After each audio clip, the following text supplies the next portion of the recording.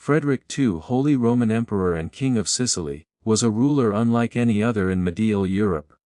He was a polymath, a poet, philosopher, a patron of science, and a military strategist, but he was also a man fascinated by substances that altered the mind.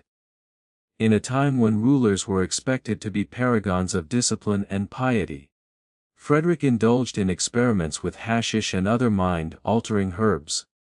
To understand him, we must first step into the complex world of the 13th century, a world of religious fervor, political intrigue, and exotic knowledge flowing from the East.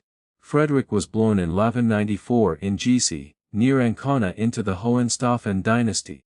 From his earliest years, he was surrounded by power and expectation. His father, Henry V, Holy Roman Emperor, died when Frederick was only 3 years old, leaving a vulnerable child in a world where political machinations were brutal and constant. The young heir was educated in the courts of Sicily, where diverse cultures, Latin, Greek, Arab, and Norman, converged.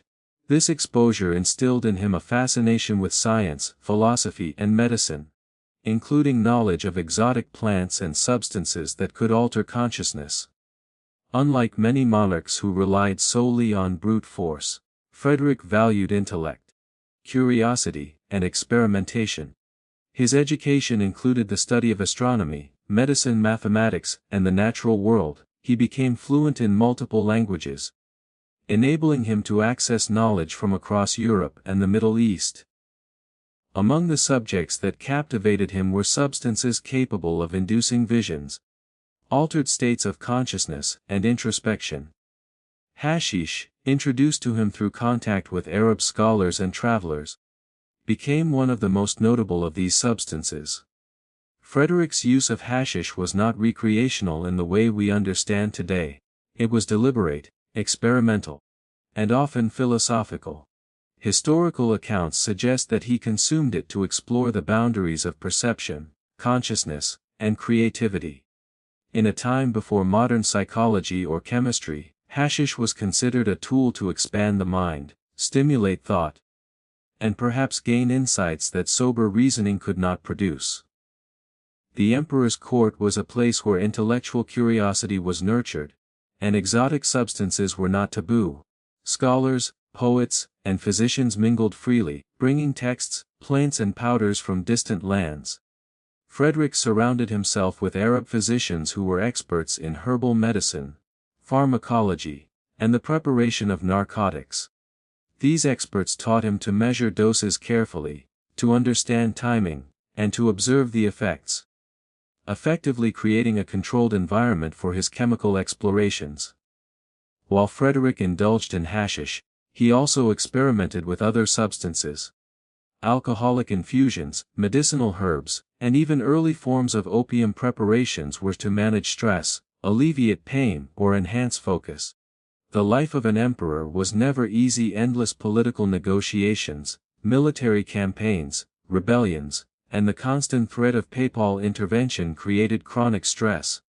Substances were tools to endure, survive, and at times transcend the crushing weight of responsibility. Hashish reportedly had profound effects on Frederick's creativity. He wrote poetry in Arabic and Latin, explored philosophical questions in writing, and maintained detailed observations of natural phenomena. Some historians speculate that his interest in altered states influenced his approach to governance. Rather than ruling solely through fear or force, he emphasized knowledge, cultural exchange, and careful planning. His unique perspective, shaped in part by chemical experimentation, allowed him to conceive strategies and policies that were ahead of his time. However, the use of hashish was not without consequences. Like all psychoactive substances, its effects could be unpredictable. Frederick sometimes experienced vivid hallucinations, deep introspection, and emotional swings. At times, he would withdraw from court life, isolating himself to process visions or meditate under the influence. Courtiers often remarked on the emperor's sudden shifts in mood, alternating between brilliance and intense melancholy. Chronic use may have affected his physical health as well, leading to periods of fatigue, digestive strain, or headaches, though he mitigated these with herbal remedies and careful dosing. Military campaigns offered further insight into Frederick's complex relationship with substances. Unlike rulers who relied on brute force and intimidation, Frederick sometimes sought clarity and strategic advantage through chemical moderation. Letters from the period describe him consulting with physicians before battles, preparing herbal infusions for alertness or calm, and carefully timing consumption to maintain focus. Hashish may have been part of these rituals, though its exact role remains debated among historians. What is clear is that Frederick integrated chemical aids into his leadership in a controlled, deliberate manner. One of the most fascinating aspects of Frederick's rule was his openness to learning from cultures often dismissed, or feared, in Europe. His fascination with Arab medicine and pharmacology was rare among Christian monarchs. He commissioned translations of medical texts, hosted scholars, and maintained a laboratory-like environment in his palaces. Here, hashish was not a forbidden indulgence but a subject of study, a tool for understanding both the human mind and the natural world. This approach set him apart from contemporaries who condemned or avoided such substances entirely. Despite his intellectual curiosity, Frederick was also deeply aware of the social and political risks of chemical use. Public indulgence was out of the question. A visible dependence could undermine authority, invite scandal, or provoke opposition from the Church. As a result, his consumption was largely private, measured, and ritualized. He might partake in seclusion, surrounded by trusted physicians and scholars, observing effects, noting reactions, and maintaining detailed records of his experiences. These sessions were both scientific and personal, a blending of mind, body, and empire. Frederick's relationship with hashish also intersected with his views on religion and spirituality. The emperor maintained a complex relationship with the Catholic Church, often negotiating, defying and challenging papal authority. Hashish, and his broader chemical experimentation, offered a private avenue to explore consciousness, morality, and divinity outside traditional religious frameworks. In an era when mystical visions were often interpreted as divine revelation, the emperor's chemically induced insights blurred the line between spiritual experience and scientific curiosity. Historical accounts describe Frederick as enigmatic, charismatic and unpredictable. His enemies called him a heretic, his supporters lauded his brilliance. Hashish may have amplified both perceptions. By expanding his mind, he could conceive unconventional strategies, anticipate rivals' moves, and maintain a perspective that few others could match. At the same time, the unusual behavior induced by substances, withdrawal, intense focus, or emotional intensity, fed rumors and suspicion, adding to the emperor's aura of mystery. Frederick's legacy as a ruler, scholar and chemical experimenter is inseparable from his experimentation with hashish. His writings, poetry, and scientific observations reveal a man seeking understanding, not escape. Unlike rulers who consumed for indulgence, Frederick consumed to explore consciousness, to challenge assumptions, and to maintain equilibrium in a world of relentless expectation. As he aged, Frederick continued these practices, though he adapted them to meet changing needs. Physical weakness, the demands of governance, and the pressures of succession required careful management of his body and mind. Hashish remained a private, controlled tool, supplemented by herbal tonics, opiates and fortified wine. Each substance was integrated into daily life, forming a balance between endurance, insight and survival. Frederick Tie's story reminds us that intoxication in medieval royalty was not always public, reckless, or indulgent. It could be deliberate, disciplined, and deeply intellectual. Hashish allowed him to endure extraordinary pressure, expand his mind, and shape an empire in ways that conventional leadership alone could not achieve. His life offers a rare glimpse into a world where chemical experimentation, intellectual pursuit, and political power converged, revealing a ruler as human, curious and complex as any in history.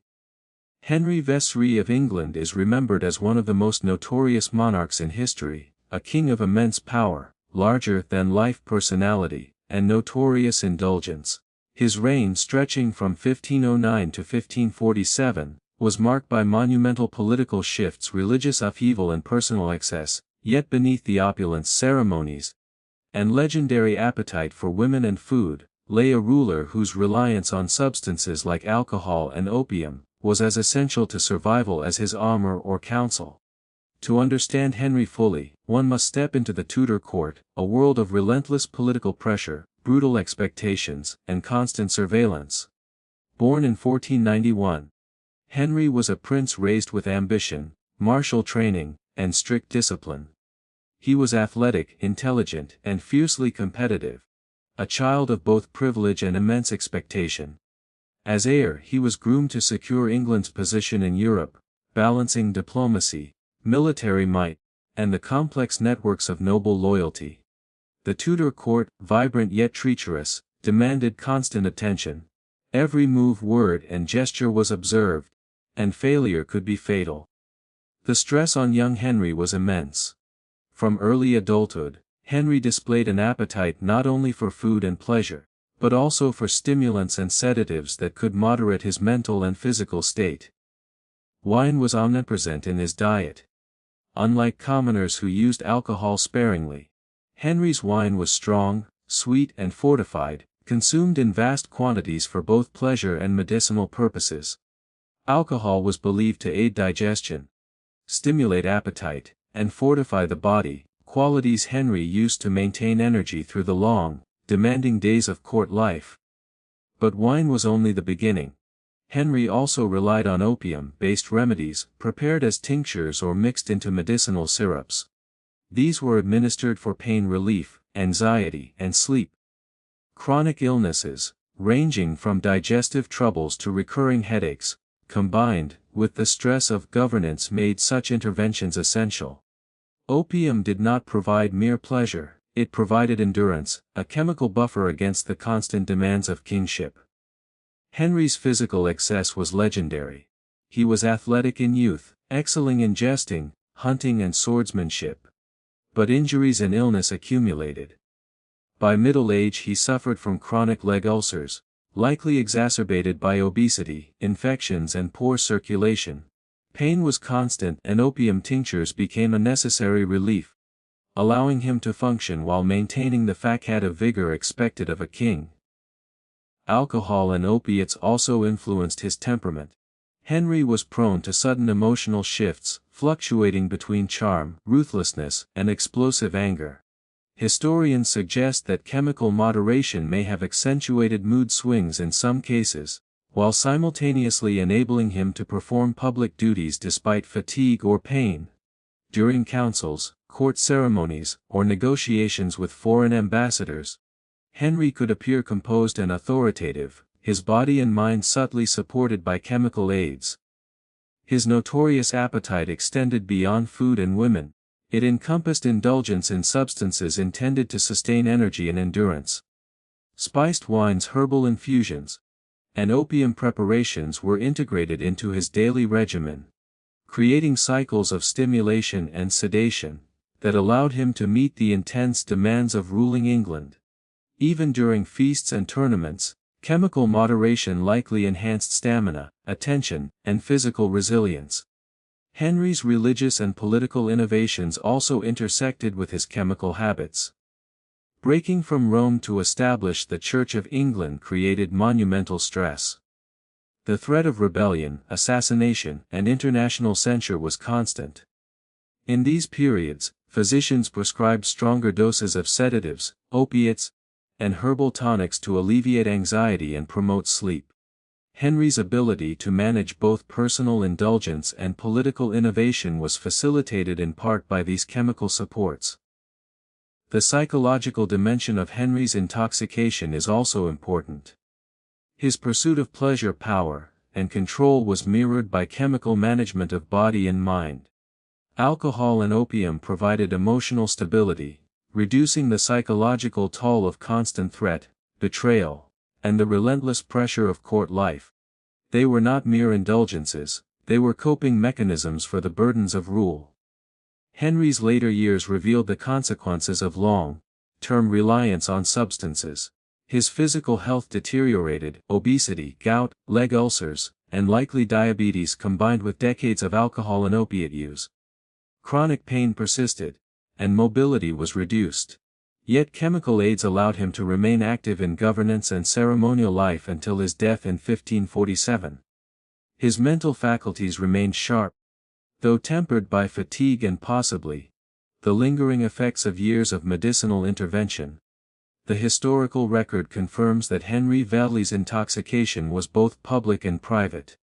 While feasting tournaments and celebrations displayed visible excess, private use of opium tinctures and herbal sedatives was discreet. This dual approach allowed him to maintain the image of the larger-than-life Tudor monarch while managing the vulnerabilities of a human body under extreme pressure. Henry's story demonstrates a broader truth about medieval and early modern royalty. Intoxication was rarely mere indulgence. It was an instrument of survival, performance, and endurance. For Henry, wine, opium, and herbal preparations provided the energy, pain, emotional stability necessary to navigate one of the most complex, dangerous and high-stakes courts in European history. Without them, the Tudor king may never have maintained the aura of invincibility, authority, and charisma that defined his reign. In sum, Henry Valley's life illustrates how intoxicating substances, carefully measured, discreetly administered, and integrated into daily life, shaped not only personal experience but political history. His dependence was pragmatic, disciplined, and inseparable from the demands of monarchy. The legendary excesses, temper, and indulgences that have fascinated history students and audiences alike were grounded in a reality of chemical moderation, human frailty, and the immense pressures of ruling a kingdom. Charles II, King of England, Scotland, and Ireland, ascended to the throne in 1660, following the tumultuous period of the English Civil War and the interregnum under Oliver Cromwell. Known as the Merry Monarch, Charles's public image was one of charm, wit, and indulgence, and yet behind the laughter, masses, and lavish parties lay a man deeply reliant on substances to navigate both his private anxieties and public responsibilities. Born in 1630, Charles spent much of his youth in exile after his father, Charles I, was executed in 1649. These formative years were marked by uncertainty, danger, and political instability. Living abroad in France and the Netherlands, he encountered European courts where pleasure, intrigue, and chemical experimentation were common. The contrast between a life of threat and periods of indulgence shaped both his personality and his approach to substances. Alcohol played a central role in Charles's daily routine. The king was known for consuming wine in great quantities, often during feasts, private gatherings, or long negotiations. For him, drinking was both social and practical. It provided warmth, comfort, and a mesurage during times of political uncertainty. Yet, alcohol was also a form of self-medication. The emotional weight of exile, constant surveillance, and the burden of reclaiming the throne made periods of intoxication both necessary and restorative. Beyond wine, Charles relied on opium-based remedies and herbal preparations. These substances were used to alleviate physical discomfort, ease anxiety, and promote restful sleep. Chronic illnesses, headaches, digestive complaints, and the lingering effects of wartime stress, were treated with tinctures, poultices, and medicated wines. While these remedies were administered under the supervision of physicians, they allowed Charles to maintain both mental acuity and physical endurance amidst the demands of kingship. Charles's reputation for indulgence, his numerous mistresses, lavish parties, and playful demeanor, often overshadowed the more disciplined use of substances in his private life. Behind closed doors, the king's reliance on chemical aids was pragmatic and deliberate. Sedatives enabled him to sleep through stress-filled nights, while mild stimulants helped sustain focus during the relentless pressures of governance. This duality, visible indulgence and discreet chemical management, was a hallmark of his reign. The English Restoration in 1660 brought immense pressure. Charles needed to rebuild a kingdom fractured by civil war, appease a restless populace, and navigate the complex web of European politics. Here, chemical moderation was not merely indulgent, it was functional. Wine and opiates enabled him to endure long meetings with ministers, religious debates, and tense negotiations with foreign powers. They softened the impact of stress while maintaining outward composure and authority. Charles also embraced a lifestyle that combined pleasure with intellectual curiosity. He was a patron of the arts, sciences, and literature, frequently hosting poets, musicians, and scientists. His court became a center of innovation and experimentation, including the discreet exploration of herbal remedies, medicinal preparations, and substances that could influence both body and mind. In this sense, Charles's indulgences were not solely recreational, they were entwined with observation, taste, and intellectual culture. Yet reliance on substances had consequences. Chronic use of opium tinctures and alcohol likely contributed to mood fluctuations, periods of lethargy, and occasional bouts of indecision. Some historians note that Charles's health was fragile in later years, marked by gout, obesity, and chronic digestive problems. Chemical moderation allowed him to function despite these limitations, prolonging his capacity to participate in governance and social life.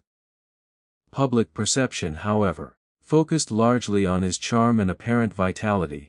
The merry monarch projected an image of unbridled energy and sociability, masking the hidden reality of chemical support.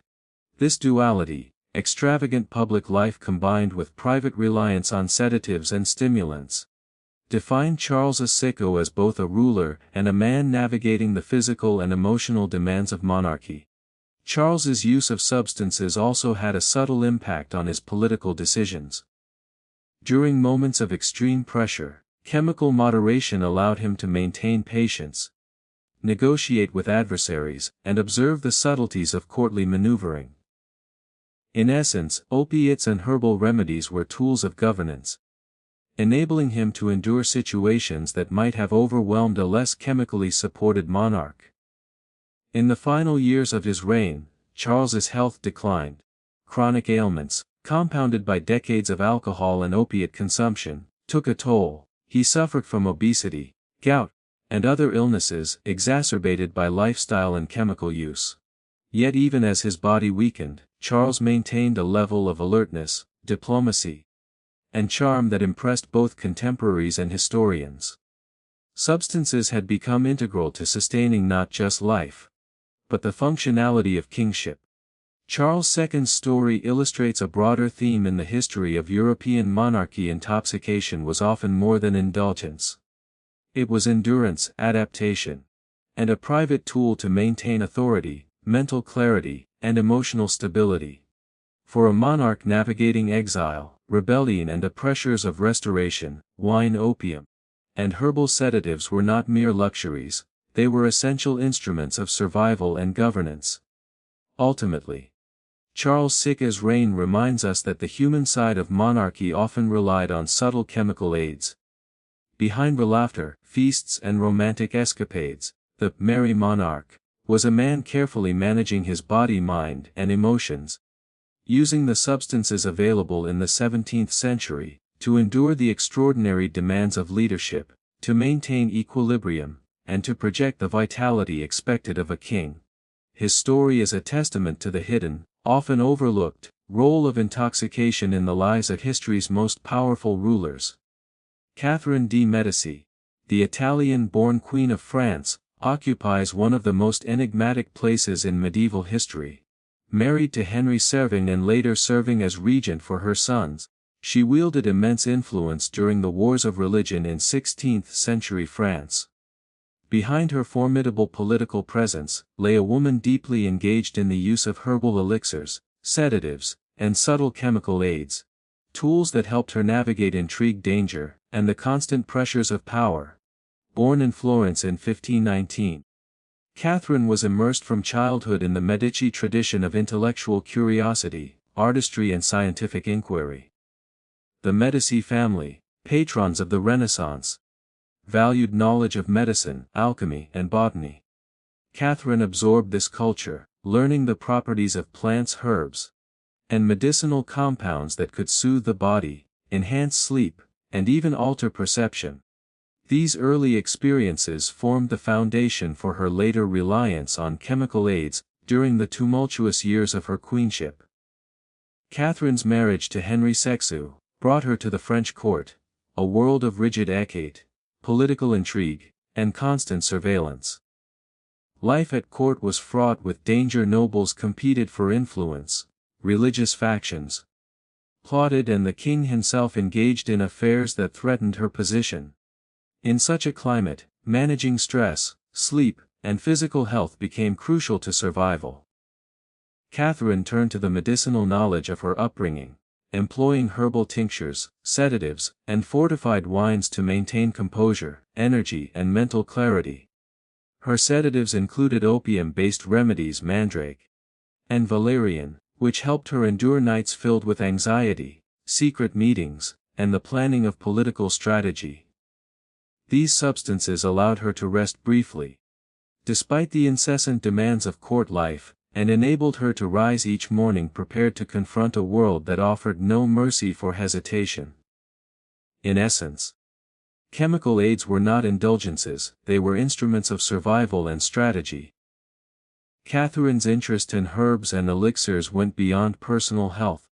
She actively sought out new remedies, consulting physicians, apothecaries, and traveling specialists to obtain rare substances.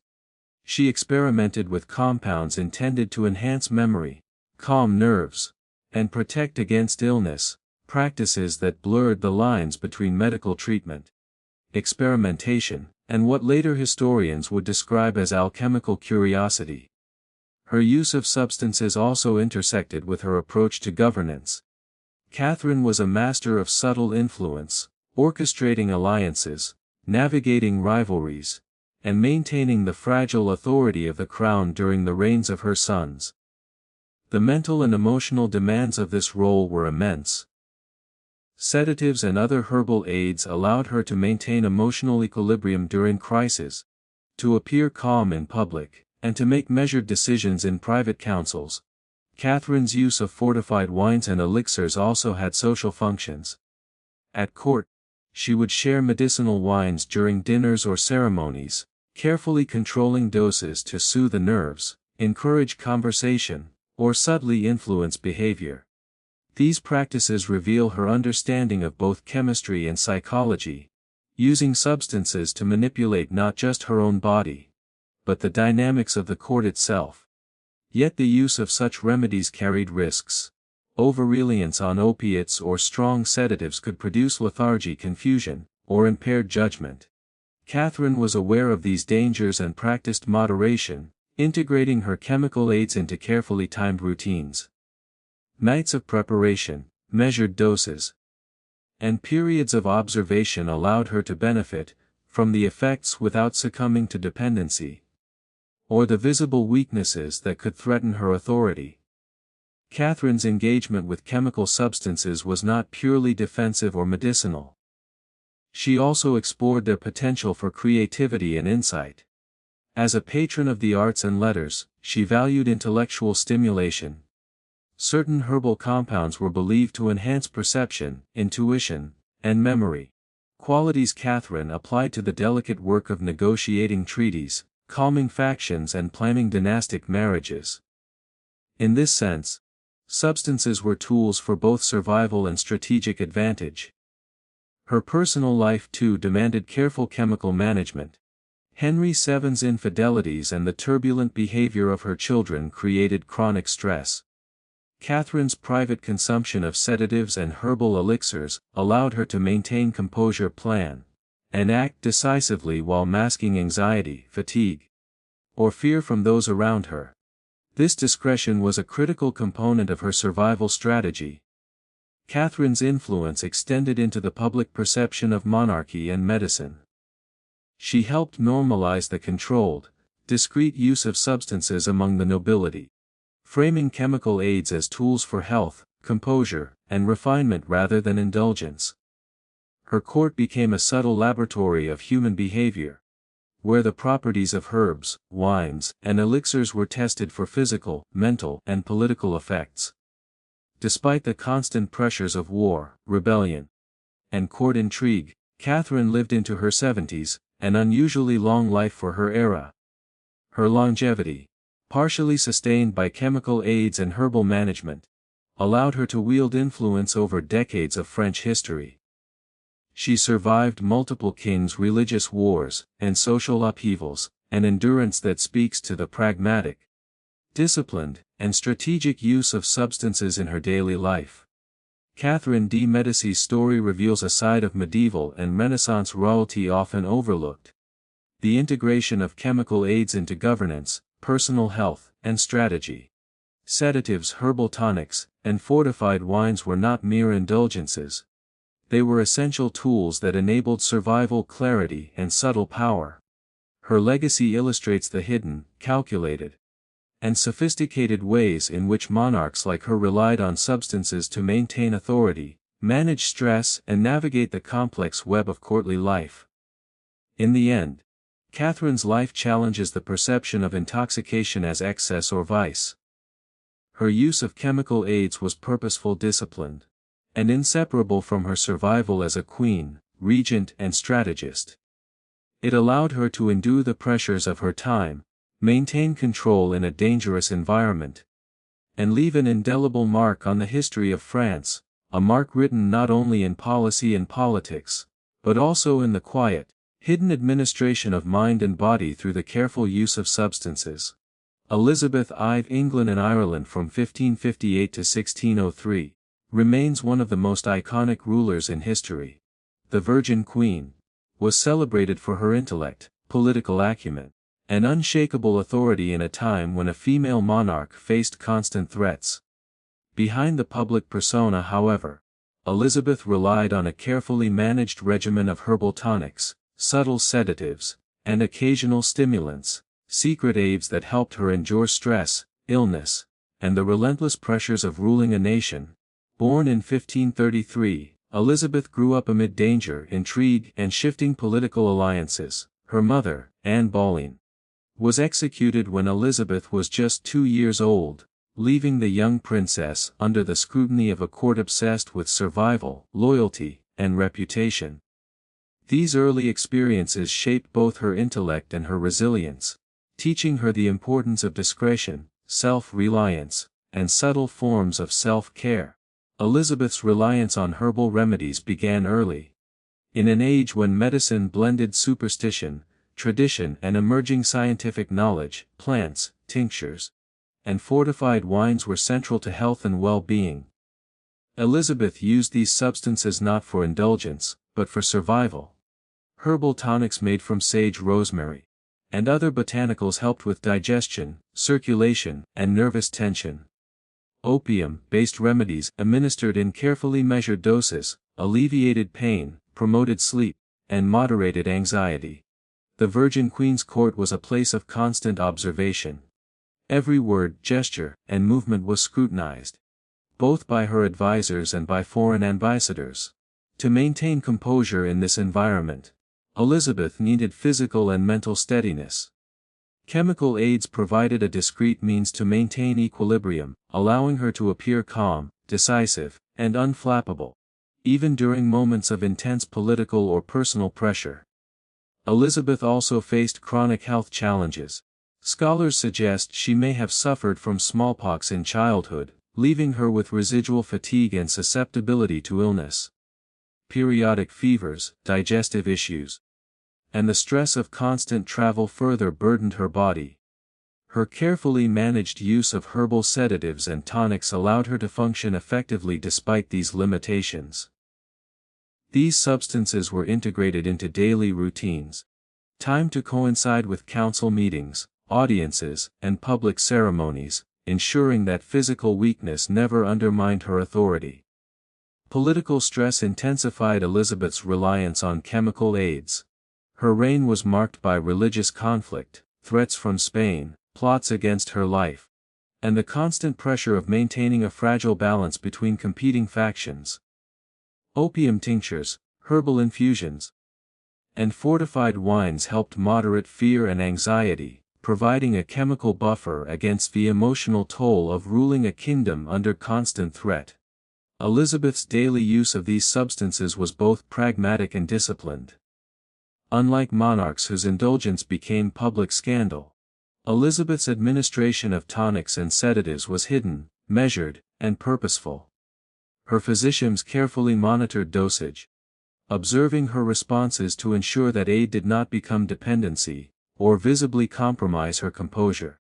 The Queen's relationship with substances extended to creativity and intellectual work. Elizabeth was fluent in multiple languages, an accomplished writer, and deeply involved in diplomatic strategy. Certain herbal preparations were believed to enhance focus, mental acuity, and memory. Qualities that Elizabeth applied to statecraft, negotiation, and cultural patronage. In this sense, chemical aids were not merely restorative, they were tools of governance, enhancing her ability to navigate complex political and intellectual landscapes. Elizabeth's use of substances also intersected with her public persona. She cultivated an image of physical and mental vitality, projecting energy, intelligence, and charm to her courtiers and foreign visitors. The careful administration of herbal tonics and sedatives ensured that physical ailments or emotional strain did not compromise the image of an unshakable, intelligent, and capable ruler. Substances became instruments of perception as much as instruments of survival. Despite her careful management, reliance on chemical aids had consequences. Opium and sedatives could induce fatigue, mild cognitive fog, or shifts in mood if used excessively. Elizabeth's physicians worked to balance efficacy with discretion, ensuring that she maintained clarity, authority, and the appearance of constant vigor. Even in the face of chronic illness, political tension, and personal loss, the Queen's composure remained intact, testimony to the efficacy of her regimen. Elizabeth's longevity, she reigned for 45 years, was remarkable for the era. Her survival amidst threats of assassination, political conspiracy, and chronic illness speaks to a combination of discipline, intelligence, and the strategic use of chemical aids. Her private consumption of herbal tonics and sedatives allowed her to maintain control over her body, mind, and emotions, shaping a reign that became one of the most celebrated in English history. Ultimately, Elizabeth's story highlights the subtle, calculated use of substances among royalty. Her tonics, sedatives, and herbal infusions were not indulgent pleasures, they were deliberate strategies for endurance, composure, and intellectual performance. They allowed her to navigate the complex web of courtly life, diplomatic negotiation, and personal survival. Her legacy is a reminder that behind the crown and ceremonial grandeur, the most powerful rulers often relied on discreet chemical assistance to sustain their extraordinary responsibilities. Elizabeth's life teaches us that intoxication and chemical aids in medieval and early modern royalty were often hidden, disciplined, and inseparable from survival and governance. They were tools for maintaining clarity, endurance, and authority, an essential, though largely invisible, component of her legendary reign. The Virgin Queen was not merely a symbol of intellect and power.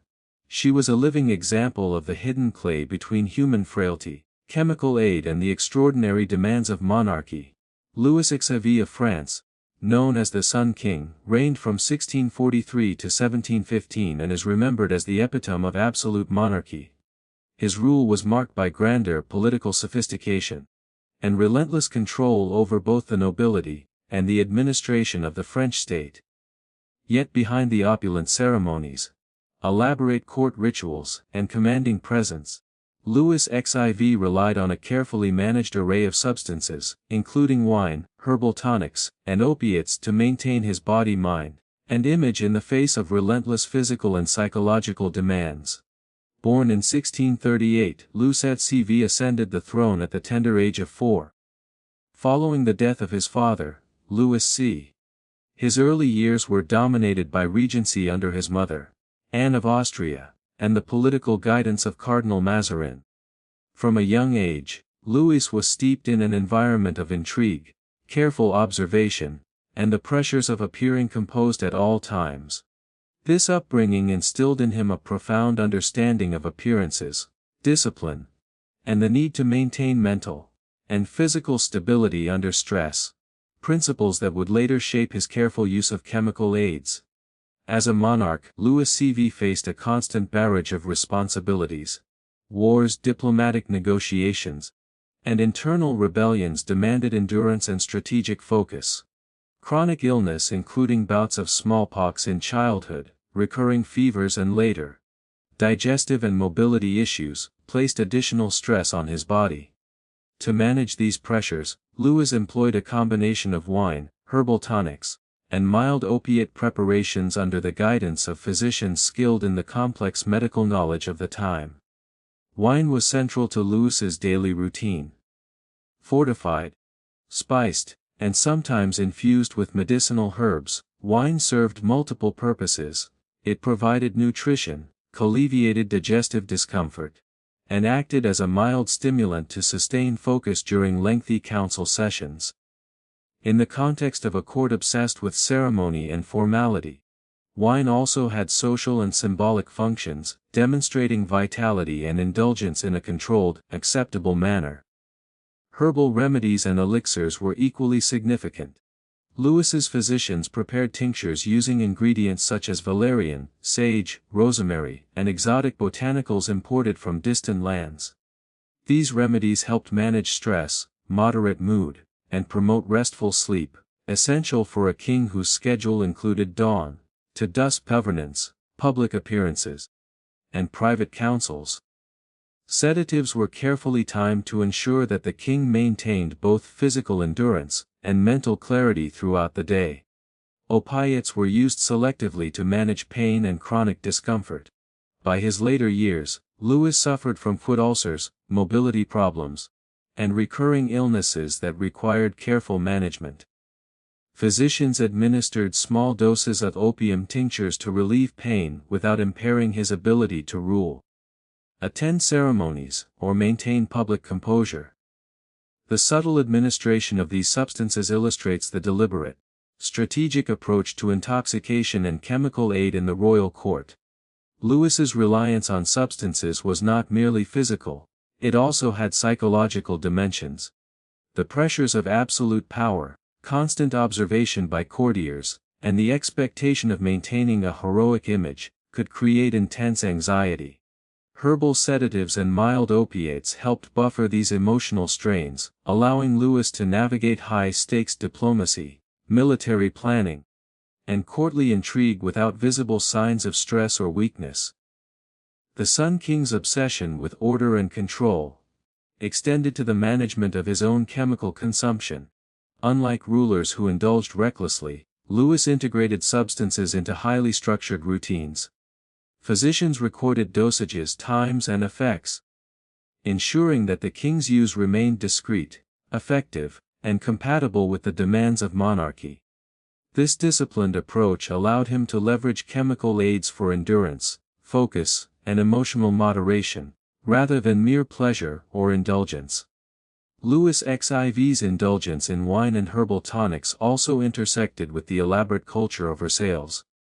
Court life demanded constant performance etiquette, dancing, hunting, and ceremonial display required physical stamina and emotional composure.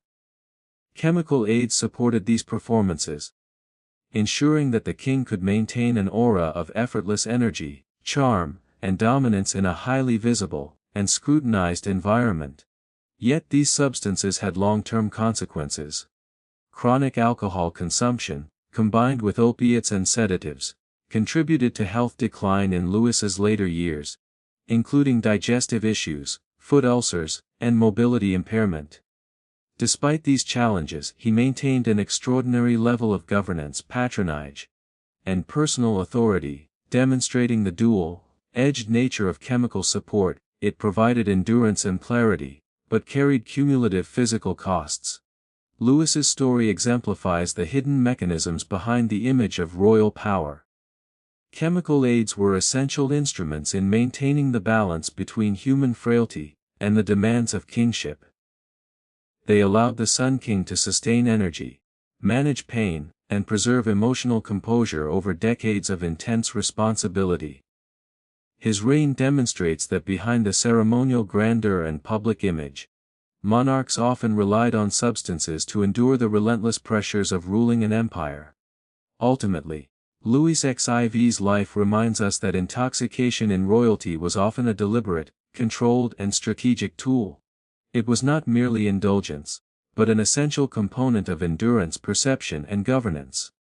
Wine, herbal tonics, and opiates allowed the Sun King to maintain the appearance of invincibility, while quietly managing the human vulnerabilities that accompanied the extraordinary burden of absolute power. Through this lens, Louis XIV's reign offers a profound lesson. The most powerful monarchs were not invulnerable, they were resourceful, disciplined, and willing to use every available tool, including chemical aids, to preserve their authority, extend their longevity, and shape history. Behind the dazzling spectacles of Versailles and the legendary court of the Sun King, hidden elixirs, sedatives, and medicinal wines quietly supported the endurance of one of Europe's most iconic rule of Russia. Famously known as Peter the Great, ruled from 1682 to 1725 and transformed Russia from a medieval state into a modern European power. His reign was marked by relentless energy, ambitious reforms, and a singular obsession with both military and cultural innovation. Yet beneath his commanding presence and legendary stamina, lay a man who relied heavily on chemical aids, primarily alcohol, herbal remedies, and stimulants to navigate the extraordinary demands affording a vast empire. Born in 1672, Peter grew up amid palace intrigue, dynastic struggle and political danger. The young prince witnessed his family's internal rivalries, and the often brutal realities of court life, experiences that left him both wary and determined. From an early age, he displayed extraordinary curiosity, intellect and physical vigor, but also a restless energy that required management. His reliance on chemical aids would become a critical factor in sustaining this energy throughout his adult life. Alcohol, particularly vodka, played a central role in Peter's daily regimen. Unlike casual drinking, his consumption was systematic, designed to maintain warmth, stamina, and social cohesion within his court. Vodka served both as a stimulant and as a social lubricant. Peter's legendary drinking sessions were not only indulgent, they were tools for bonding with nobles, asserting dominance, and observing loyalty. In the harsh climate of Russia, alcohol also provided physical warmth and mild medicinal benefits, helping the ruler endure cold winters and physically taxing journeys. Beyond vodka, Peter incorporated herbal remedies and stimulants into his daily life. These included tinctures made from local and imported herbs, designed to improve digestion, enhance mental focus and moderate fatigue. Periodically, opium-based preparations were to manage pain, relieve stress, or ensure restful sleep after long campaigns or diplomatic sessions. The disciplined integration of these substances allowed Peter to maintain his legendary energy and focus despite the relentless demands of ruling an empire spanning Europe and Asia. Peter's reliance on chemical aids intersected closely with his reformist ambitions.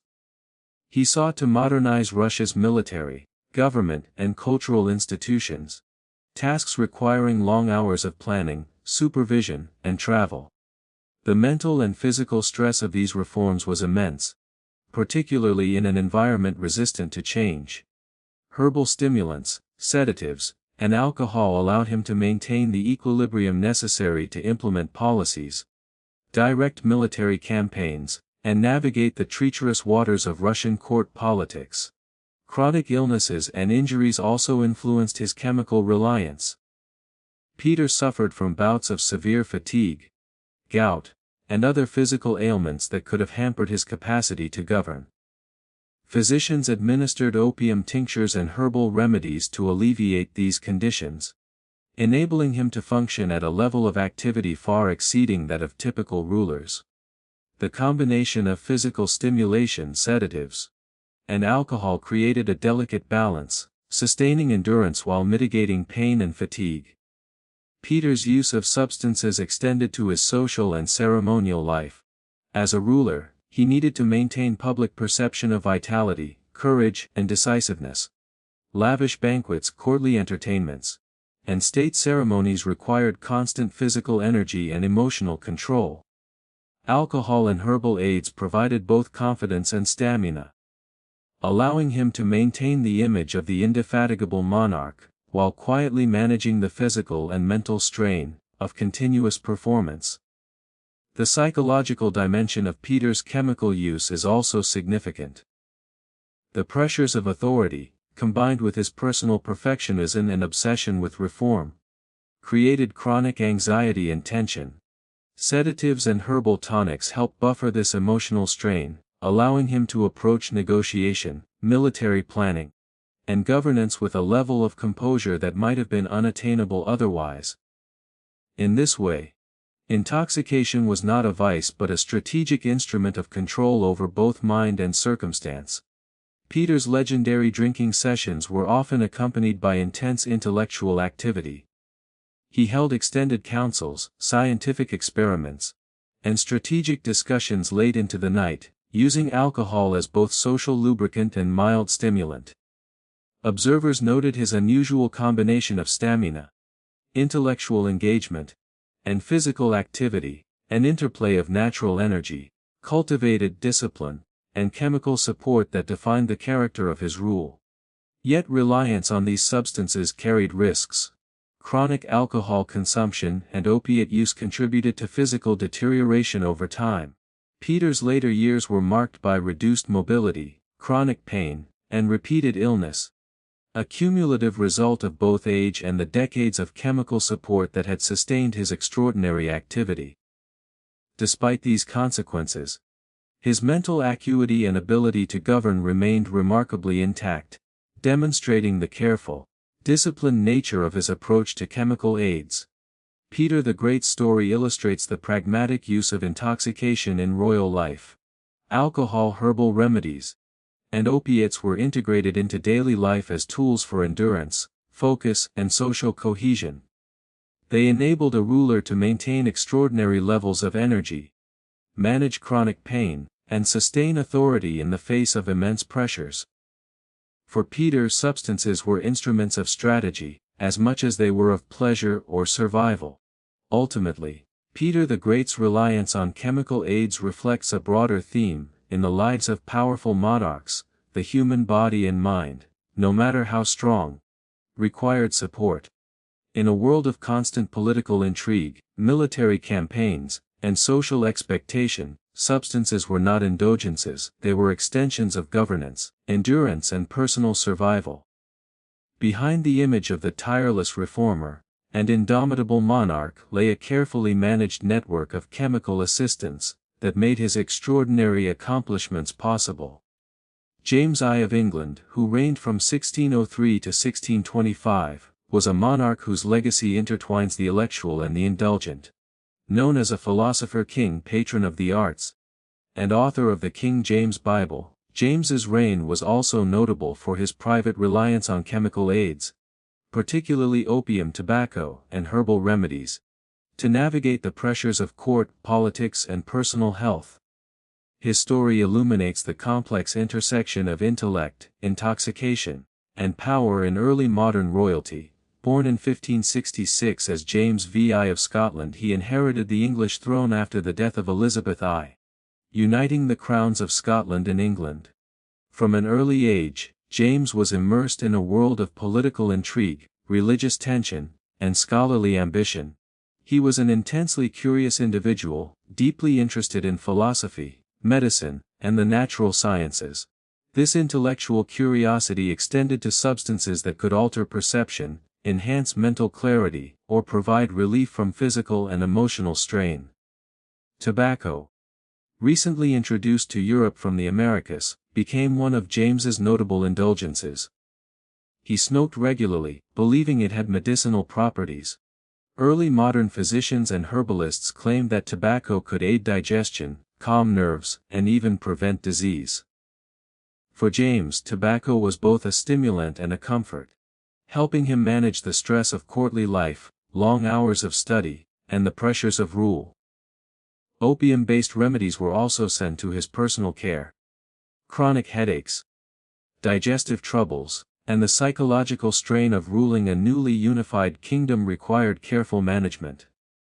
Physicians administered opium tinctures in measured doses, providing pain relief, sedation, and restful sleep.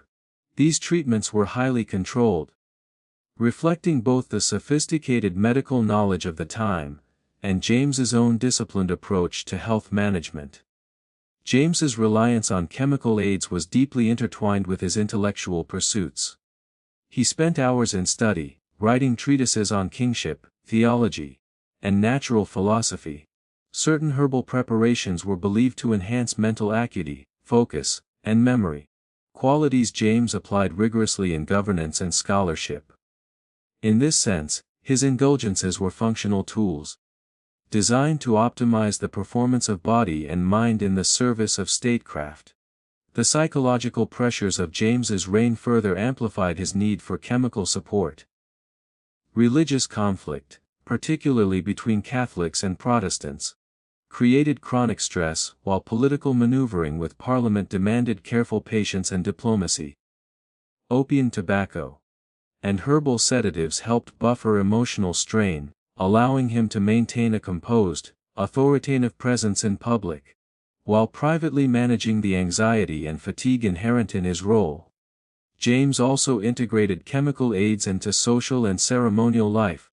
Smoking and the discreet use of tinctures allowed him to maintain focus during audiences, entertainments, and diplomatic receptions.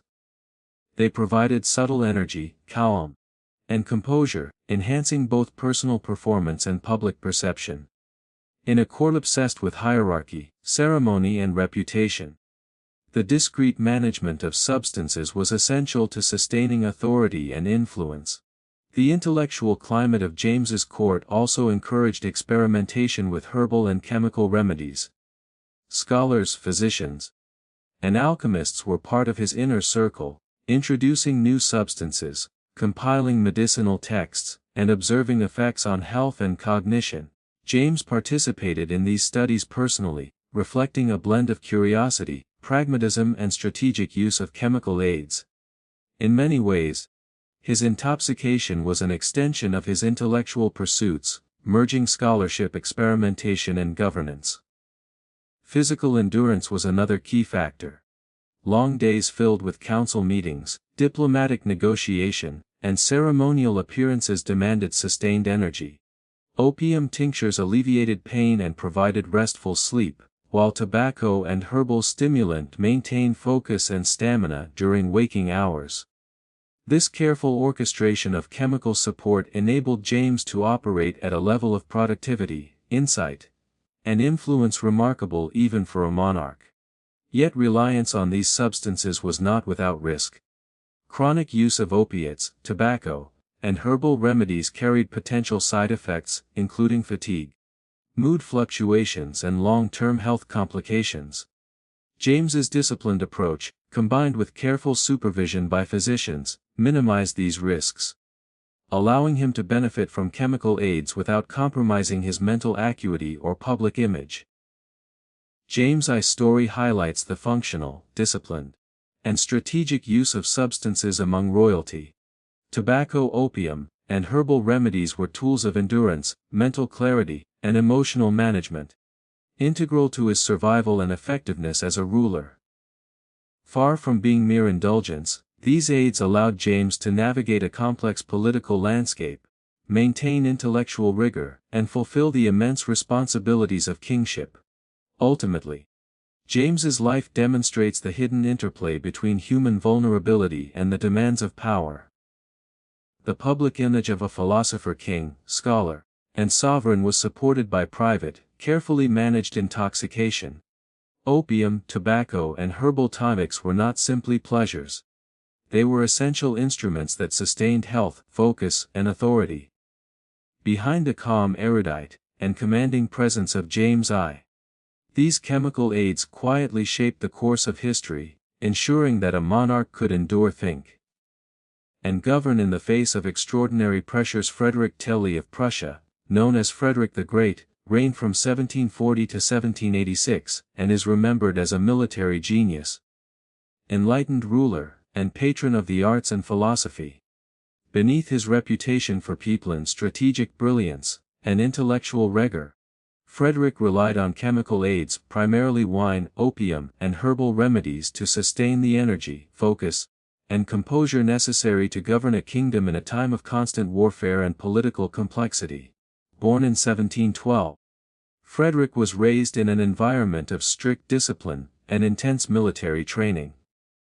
His early life was dominated by the authoritarian rule of his father, Frederick William I, known as the Soldier King. The prince was trained rigorously in martial skills, statecraft, and intellectual pursuits. Yet these formative years also exposed him to intense psychological and physical stress. The combination of pressure, expectation, and personal ambition created a foundation for his later reliance on chemical aids. Wine was central to Frederick's daily life. He consumed it both as nourishment and a mild stimulant, providing warmth, energy, and social facilitation during court and military affairs.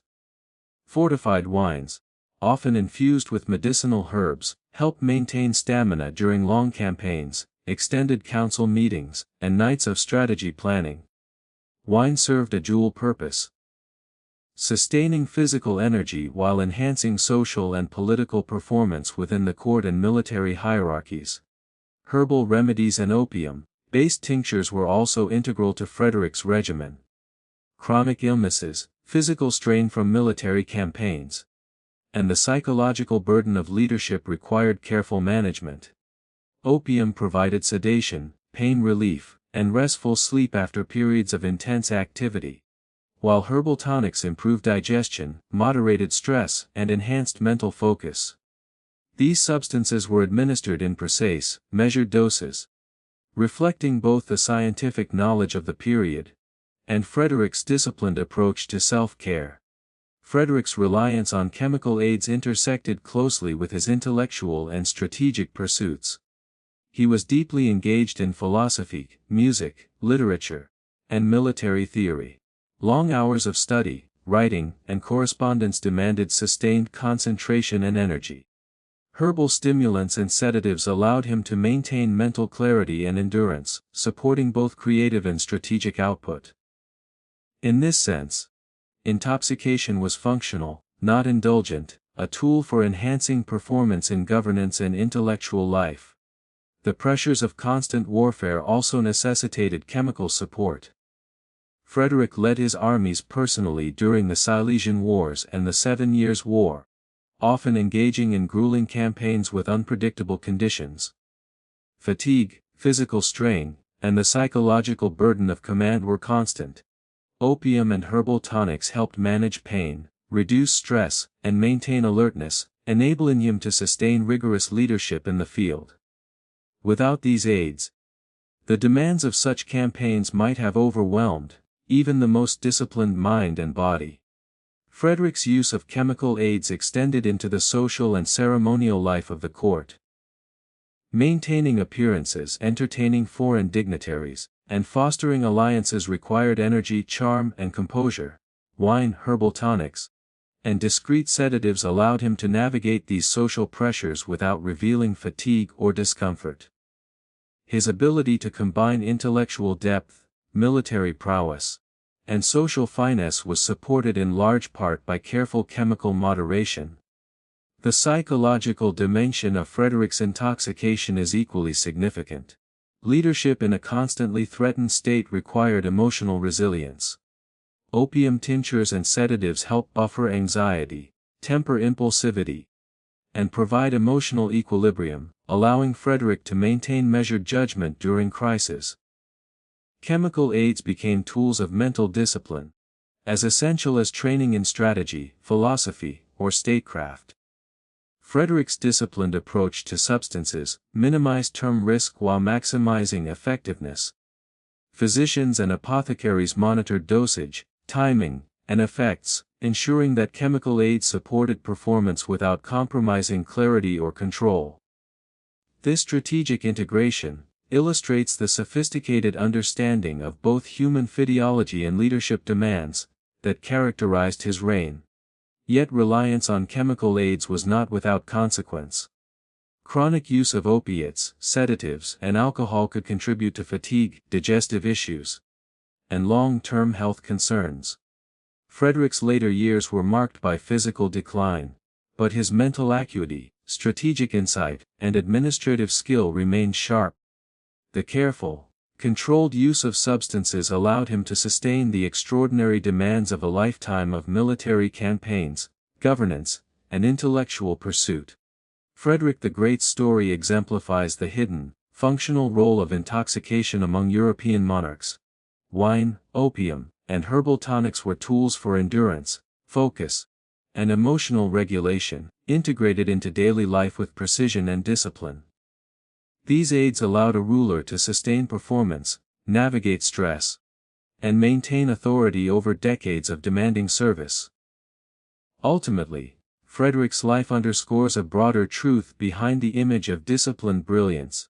Military genius and intellectual accomplishment lay careful chemical management.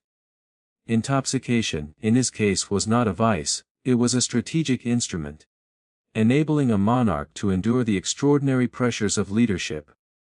By combining physical resilience, mental clarity, and the subtle support of substances, Frederick the Great secured his legacy as one of Europe's most formidable and enduring rulers.